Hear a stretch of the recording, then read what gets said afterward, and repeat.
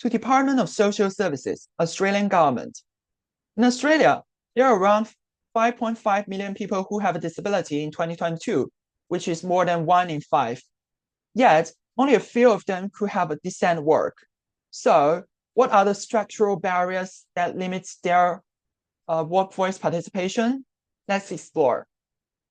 So look at the first chart.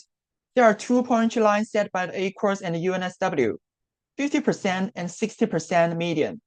However, no matter which pointer line, the proportion of disabled people living in point 3 is higher than that of the normal. So what are the reasons for this? A key one is employment.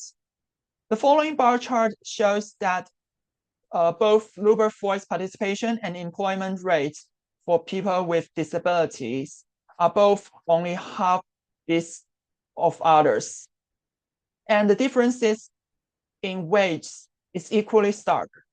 About 85% of disabled workers fall into low to middle incomes brackets, whereas 1/3 of the non-disabled reach high income levels. Why they are so low paid? Much of this term is from supporting wage system, which allows employers to reduce pay in portions based on the productivities. Looking at the following examples, some workers may even gain $3 to $4 an hour because of this system. Therefore, my call to action is this.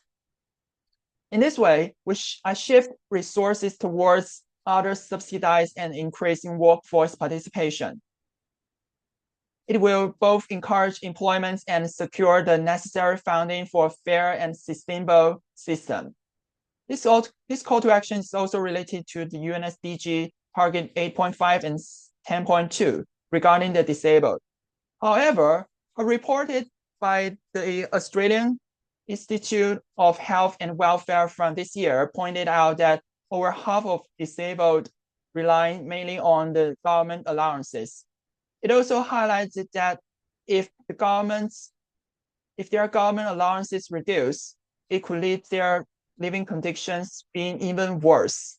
But I want to say that according to the ABS survey, nearly 2 in 5 people with disabilities of working age are still willing to participate in the workforce. And a bottom line of 50%, which is at least $12 an hour today, would allow them to avoid being paid like this low. And my call to action is also motivated them to seek employment. And finally, although the disabled have lost something, the things they won't lose are the right to have decent job. And thank you.